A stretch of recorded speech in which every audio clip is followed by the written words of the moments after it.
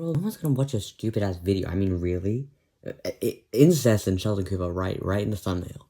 You and your stupid gay musicals. What even is The Boys in the Band? The Boys in the Band is a play from 1968. It earned itself two film adaptations, one in 1970 and the other in 2020. It's this hallmark gay play to me, and what I consider the start of queer contemporary film. It gives a beautiful insight into queer men's life pre-Stonewall, through neither a romanticized nor homophobic lens. The playwright Mark Crowley uses this play to express a lot of grievances he has with gay men and gay society.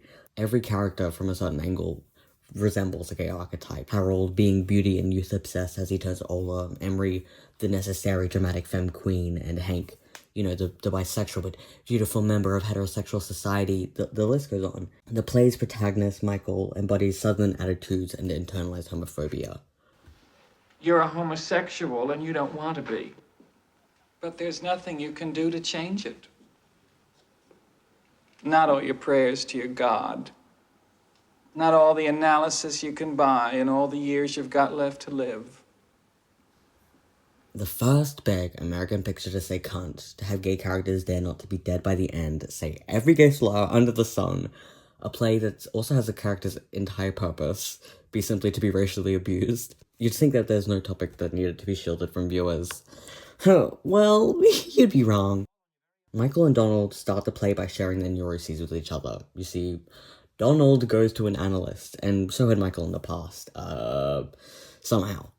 Some important unstated context here is that psychoanalysis for gay men was a hostile practice. Even after homosexuality was removed from the DSM in 1973, psychoanalysis of gay men focused on the pathological neo-Freudian theory that homosexuality stemmed from the social, cultural, and parental factors in someone's childhood, or the immaturity theory that suggests adult homosexuals were a result of stunted growth. The goal of psychoanalysts of the time was to understand the origin so one could cure the homosexuality, right? So this was a hostile, basically, conversion therapy. Donald shares that he's been groomed to be a failure and finding peace with it because it was what was taught at home. The subtext here being that failure was him being gay as a result of his parents and how they raised him. Donald makes a comment poking at Michael's purchasing habits, and Michael proceeds to go on a rant about this. Only found in the original script, neither adapted in the movies or 2018 stage revival and the movie adaptation of that, is a continuation of this monologue where it loops back around to the neo-Freudian immaturity theory of homosexuality. Please forgive my bad reading of the script, but I ain't no actor. Michael, I really don't want to get into it. Donald, how can we have a conversation in depth? Michael, oh, you know it all by heart anyway. Same song, second verse. Because my Evelyn refused to let me grow up. She was determined to keep me a child forever, and she did hell of a job.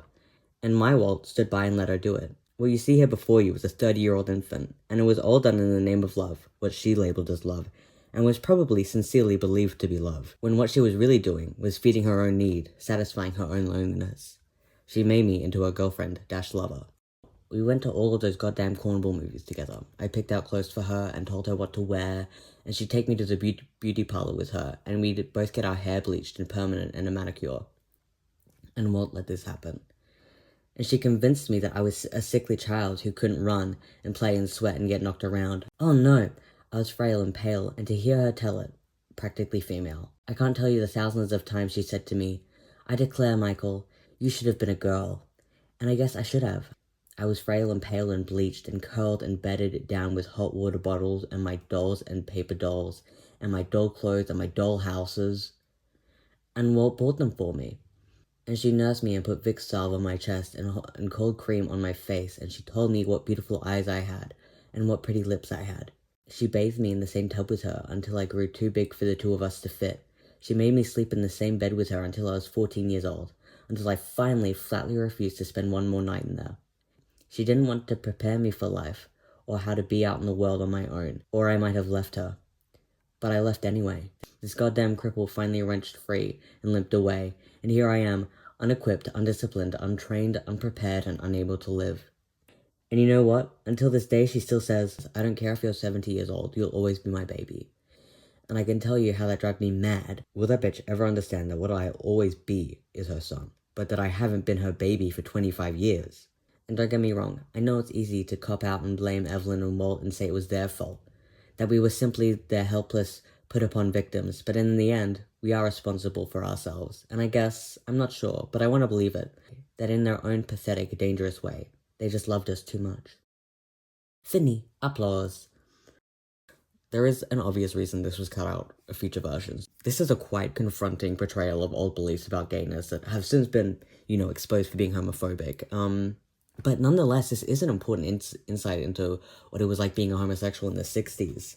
The censorship of Michael's emotionally incestuous relationship with his mother is a direct censorship of the attitudes at the time that is important to identify when the remake was meaning to highlight the changes and similarities of gay men 50 years after 1968.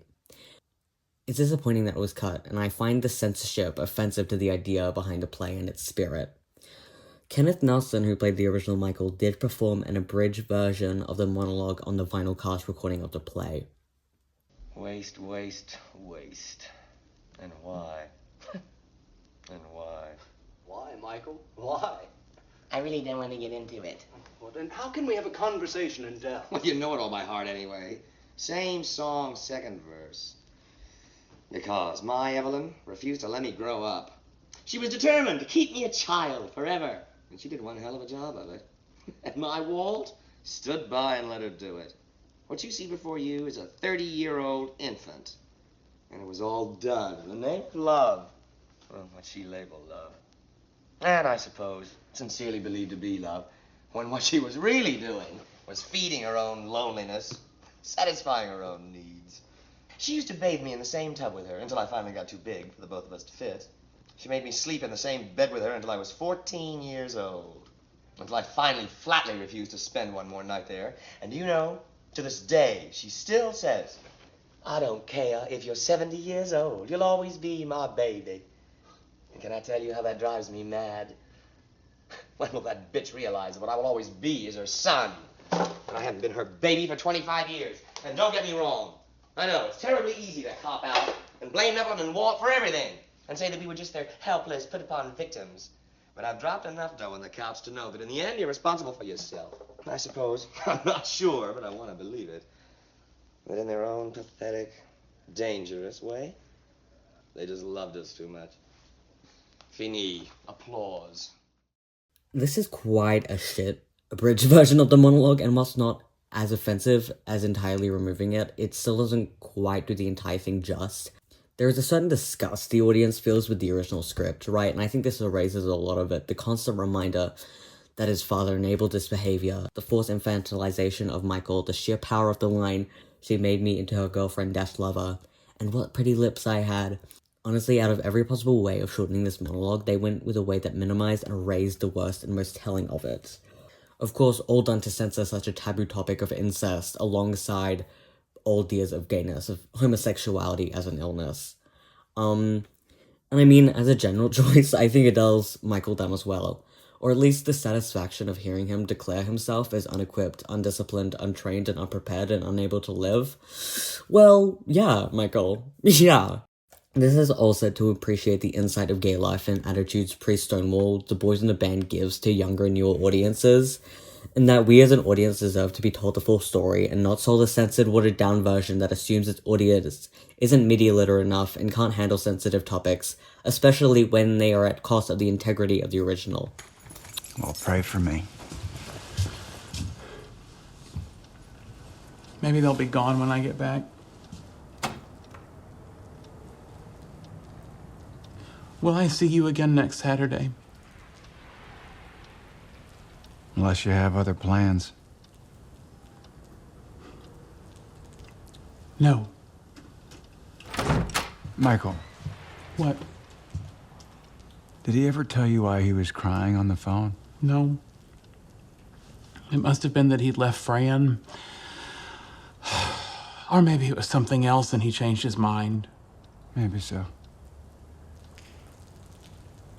I wonder why he left her. As my father said to me when he died in my arms, I don't understand any of it. I never did. Turn out the lights when you leave, will you?